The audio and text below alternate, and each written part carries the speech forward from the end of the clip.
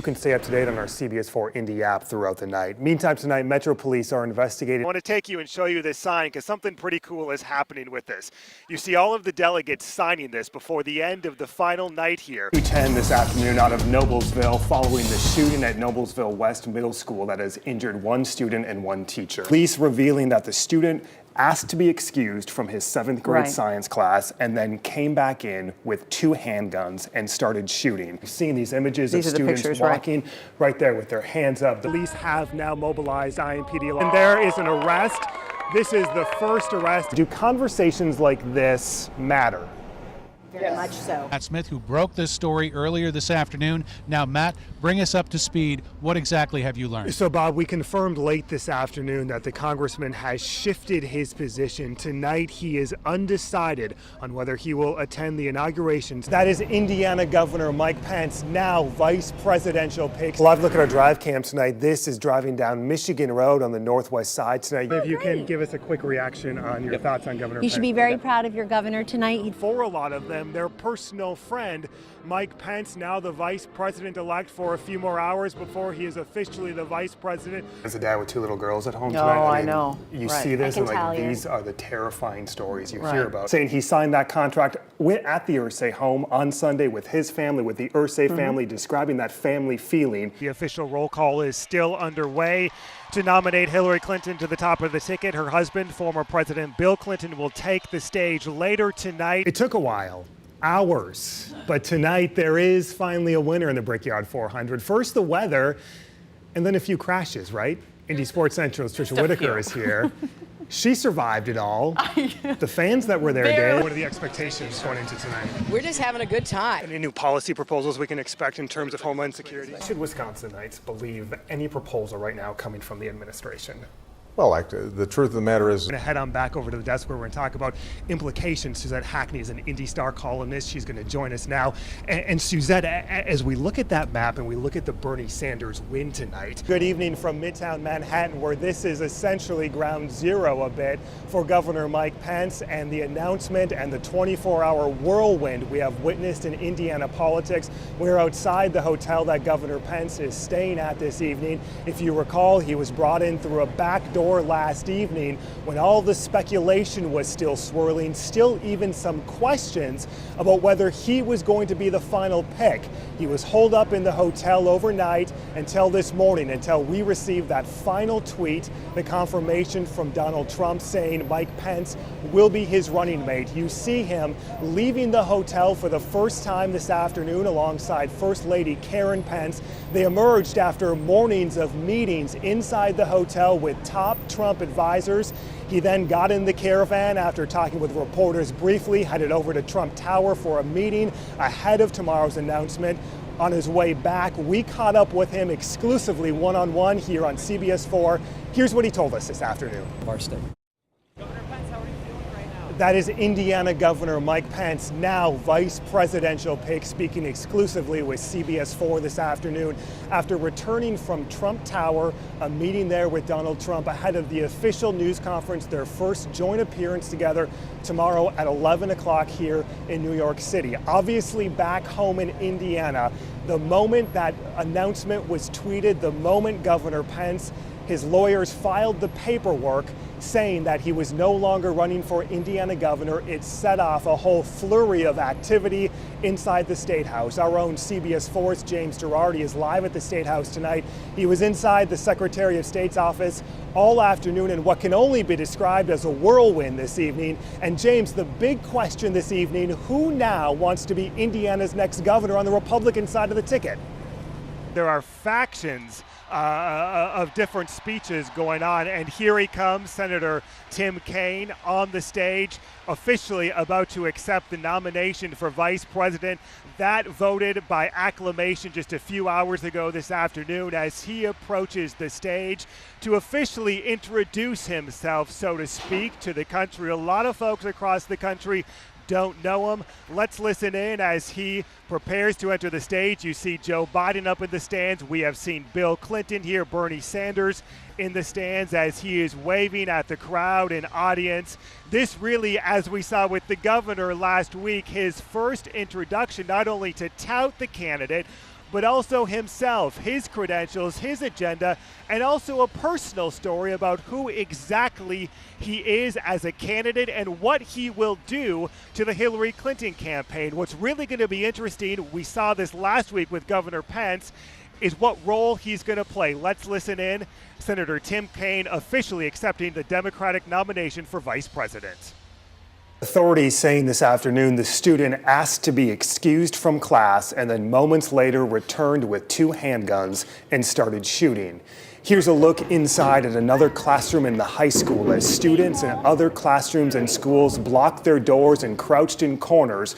This here because of a secondary threat at the high school. Students at the middle school telling CBS 4 tonight their science teacher tackled the shooter when yelling for the students to run. Tonight, one middle school family remains at Riley Hospital. Their daughter recovering, the teen after being hurt during this shooting. That's where CBS 4's Jill Glavin has been stationed all day. She's live now with the latest there. Jill. All right, Jill, well, we do know a lot of thoughts and prayers headed toward that family tonight. Also in Noblesville this evening, community members beginning to show solidarity together in the aftermath of today's shooting. As we take into frame here, we see the school buses, we see the massive emergency response still at this hour. Maybe we'll have a little cheese. I've committed you. Weather Authority meteorologist Chris Wright is out there. I think he's probably eating some cheese today. Yes, he is. Hey, Chief Meteorologist. Cheese Chief. Chief He's at your honor. house. They're going to be impressed. Hey, Yeah. I got a whole bunch of women in my house. Yeah. You got a lot of women in your house. Yeah. That'd be a lot of angry women if you showed up empty-handed tomorrow. Yes, they would be.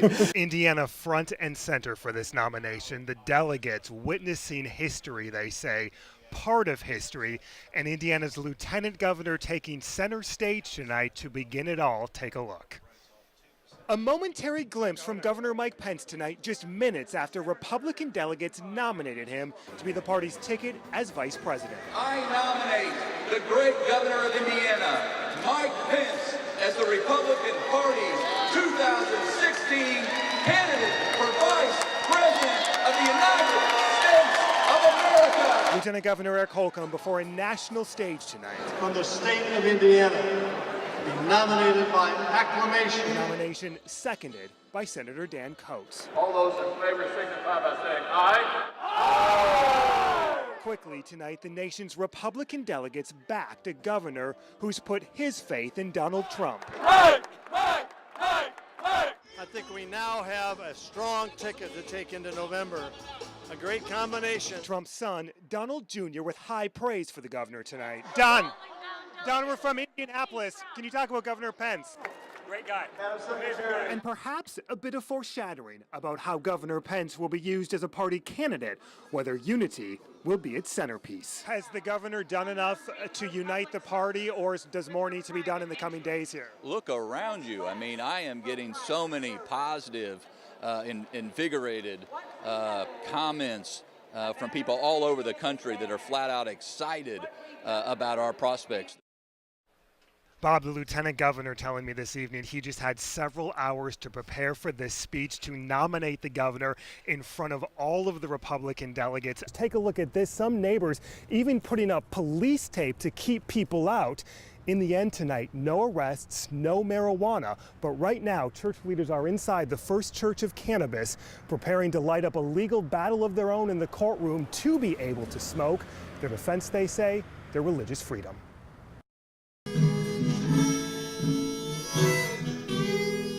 On the first day of Indiana's religious freedom law, the First Church of Cannabis gathered a new group of faithful. If you're happy, you know it, clap your hands, y'all.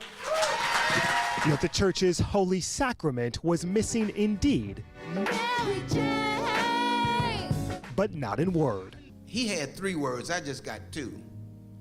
Legalize it! Church founder and self-proclaimed Grand Poobah and Minister of Love, Bill Levin, decided earlier this week marijuana would not be welcome today after intense pressure from police and prosecutors threatening arrests if anyone lit up. Now the government needs to help me because I want to live. Yet the announcement didn't stop the spectacle, once again bringing worldwide attention to Indiana. On this side they have, if you encounter a police employee, The group Cop Block handed out flyers outside the church encouraging everyone to videotape any encounters with police. IMPD had officers lined for blocks. Neighbors barricaded their yards from churchgoers, and protesters assembled their own gathering. We're taking a stand against individuals and churches that would want to commit a crime under the disguise of a name of a church. Fueling a religious freedom debate of its own. Sorry, I give up body parts for your freedoms too. So you should respect me a little bit, son.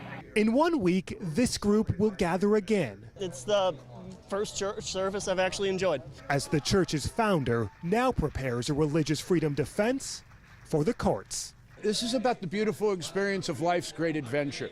Cannabis helps us celebrate it, but if the world is going to turn ugly on us and stop us through religious persecution, we'll go through the courts and we'll make it work.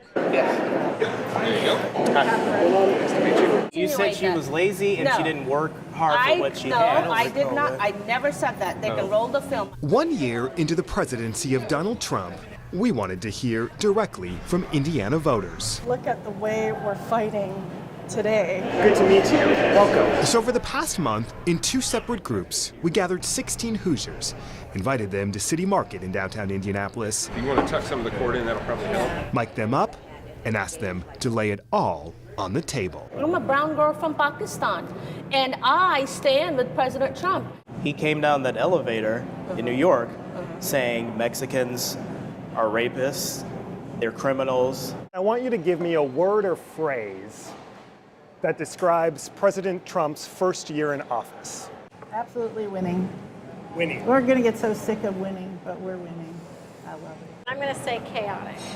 Yeah, that's a better word. Say what? Chaotic. Yeah. I think it's shameful, the rhetoric that's been coming out of his office and from his own Twitter feed. I'd say disappointing. I'd say brilliant. I would say too much drama. Too much drama.